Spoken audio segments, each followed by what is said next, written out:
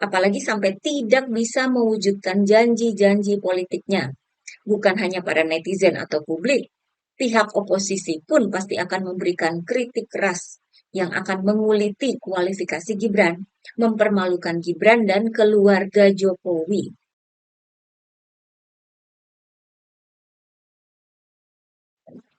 Hai guys, jumpa lagi dengan saya, Nina Nur. Mengawali video ini, saya mau mengingatkan dulu pada pernyataan-pernyataan dua orang penting ini, dari Budiman Sujatmiko dan dari Ade Armando. Ini pernyataan lama ya. Budiman Sujatmiko disampaikan pada tahun 2019. Sedangkan untuk Ade Armando itu pada tahun 2014. Isinya serupa, mendeskripsikan para pendukung Prabowo. Budiman Sujatmiko mempertanyakan kenapa yang mendukung Prabowo syaratnya harus bodoh. Sementara Ade Armando memohon agar Tuhan mengampuni pendukung Prabowo karena mereka tidak menggunakan otak dan hati. Kedua pernyataan ini menjadi legend ya, karena menjelang Pilpres 2024, keduanya malah jadi pendukung Prabowo. Lanjut ya. Nah, ini sebuah peristiwa di media sosial, di X atau Twitter tepatnya. Pasca kelarnya pembacaan putusan MK, kan Pak Ganjar memberikan pernyataan di depan awak media. Di sana Pak Ganjar menyatakan menerima putusan MK dan memberikan selamat kepada pemenang Pilpres 2024, yakni Prabowo Gibran. Momen ini kemudian dibagikan oleh salah satu pendukung Prabowo dengan dikasih komentar agar dalam Pilpres 2029 Pak Ganjar nggak usah ikutan lagi katanya, karena ribet. Biar yang siap kalah aja yang ikutan. Saya nggak tahu yang punya akun ini umurnya berapa ya. Apakah dia masih muda? Maksudnya 5 tahun lalu ketika Prabowo ikut dalam Pilpres 2019, apakah dia ini masih anak-anak sehingga dia nggak tahu? Apalagi di tahun 2014 ya ketika Prabowo pertama kali nyapres melawan Jokowi. Apakah si pendukung ini sudah cukup umur juga untuk tahu? Dia tahu nggak sih sudah berapa kali Prabowo ikutan Pilpres? Apakah dia tahu bahwa Prabowo selalu menggugat ke MK terhadap hasil Pilpres 2014 maupun 2016, 2019? Apakah dia tahu soal demo yang rusuh pada bulan Mei 2019 silam yang digelar oleh para pendukung Prabowo?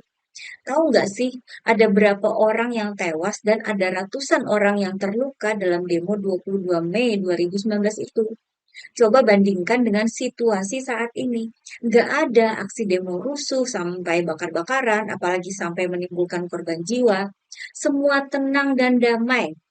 Dari sini kita bisa melihat bahwa apa yang dikatakan oleh Budiman Sujatmiko dan Ade Armando dulu itu ternyata masih relevan hingga sekarang. Para pendukung Prabowo ini ya begitulah ya. Cukup dikasih joget-joget, sudah jadi fans berat sampai mau aja mempermalukan diri, memamerkan ketidaktahuannya di media sosial. Ini saya singgung ya, karena kita akan membahas tentang IPK. IPK ini indeks prestasi, indeks penilaian di perguruan tinggi, biasanya dengan skala 4 ya. Oke, berhubung Prabowo Gibran hari ini sudah resmi menjadi pasangan presiden dan wakil presiden terpilih, maka baik Prabowo maupun Gibran juga harus siap untuk menerima rujakan netizen ketika ada kejadian-kejadian yang relevan dan yang bisa jadi bahan sindiran. Kali ini Gibran yang kena. Awalnya ada pengumuman lowongan dari PT KAI ya, Kereta Api Indonesia. Yang namanya lowongan pasti ada persyaratannya ya. Salah satu persyaratan yang bikin heboh para netizen adalah IPK minimal 3,5, 3,5 ya. Dari pihak KAI sih saya kira itu sah-sah saja ya. Sebagai penerima karyawan, tentunya mereka maunya yang terbaik. Syarat-syarat lain sih ada ya, seperti ada minimal tinggi badan, lalu kemampuan bahasa Inggris yang juga cukup tinggi, dan lain sebagainya.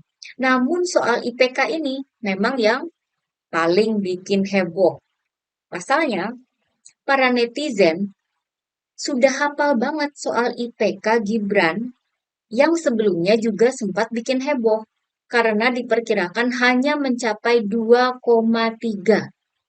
Jadi pada bulan Januari lalu ya, ada seorang dosen lulusan Amerika yang mengungkap IPK Gibran berdasarkan foto ijazah Gibran di media. Beliau memberikan alasan-alasan teknis dan kredibel sehingga hampir tak terbantahkan ya.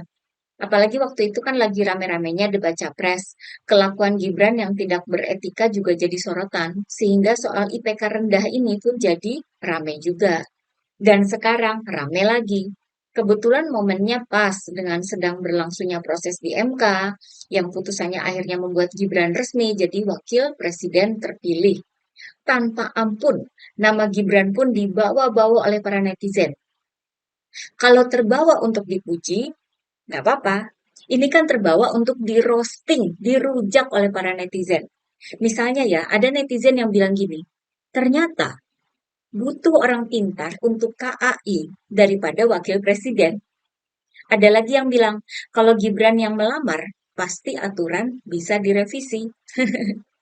Saking banyaknya dan hebohnya para netizen, sampai soal ini jadi berita di berbagai media ya. Ini saya kasih contoh lagi roastingan para netizen terhadap Gibran yang dimuat dalam media. Satu netizen menyindir Gibran bahwa untung saja Gibran nggak melamar kerja di KAI. Bisa direvisi aturannya sama pamannya. Satu lagi bilang gini, tapi untuk jadi pemimpin negeri ini, nggak perlu IPK setinggi itu. Cukup punya paman di MK dan IPK 2,3 bisa daftar cawapres. Satu lagi netizen menyebut PT KAI lagi melawak lowongan syarat minimal IPK 3,5. IPK calon wakil presiden kita aja 2,3. Bahkan sampai ada politisi PDIP, Ferdinand Hutahayan ya, yang juga ikutan menyentil Gibran. Bang Ferdinand ini menyebut, ternyata syarat jadi karyawan KAI itu lebih berat daripada jadi cawapres katanya. Karena bikin heboh, PT KAI pun berusaha menjelaskan mengapa persyaratan rekrutmen mereka seperti itu. PT KAI menyebutkan bahwa karena mereka memerlukan tenaga ahli yang profesional. Jawaban dari KAI ini pun kemudian dijadikan bahan roasting atau rujakan oleh netizen. Salah satu netizen memberikan sindiran telak ke arah Gibran. Kata netizen ini, urusan kereta butuh yang ahli profesional. Urusan negara nggak perlu ahli. Yang penting punya paman. Netizen lain bilang gini, kocak KAI. Sekelas wakil presiden aja masih diterima meskipun IPK 2,3. Berarti itu tidak profesional lu anggap. Dan satu lagi netizen menyatakan pendapatnya seperti ini. Saya pikir KAI sudah benar jika posisinya butuh keahlian, ketelitian tinggi, dan menyangkut keselamatan banyak orang. Masa yang akan dipakai itu orang yang dak dinguk, pelanga plongo. Hah, makjleb semua ya. Dan masih banyak lagi suara-suara sindiran roastingan para netizen terhadap Gibran. Kalau benar-benar dikumpulin ya, itu bisa jadi satu buku loh. Saking banyaknya. Saya kira PT KAI sebenarnya nggak bermaksud ngelawak ya. Rekrutmen ini kan hal yang serius. Tapi karena PT KAI ini adalah salah satu BUMN milik negara. Jadi kok ya pas banget gitu ya untuk dialamatkan kepada orang yang akan memimpin negara ini. Kalau diurutkan kan begini, ini BUMN, di atasnya ada Menteri BUMN, di atas Menteri ada Presiden dan Wakilnya. Kalau untuk di bawahnya saja, IPK-nya setinggi itu, 3,5. Kok yang di puncaknya IPK-nya hanya segitu, 2,3.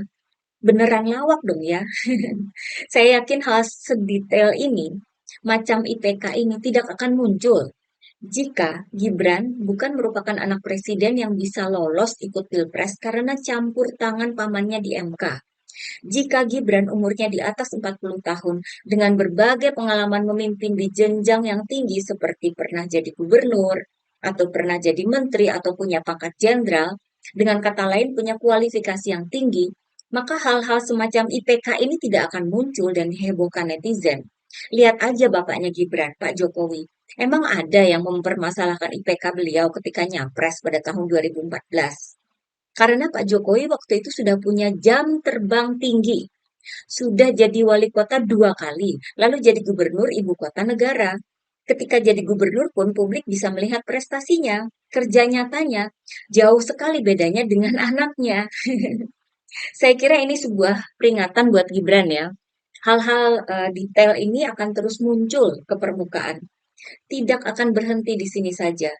Ini kan Gibran baru resmi jadi wakil presiden terpilih. Belum bekerja benar-benar jadi wapres. Nanti kalau sudah benar-benar bekerja, saya yakin yang begini akan terus bermunculan.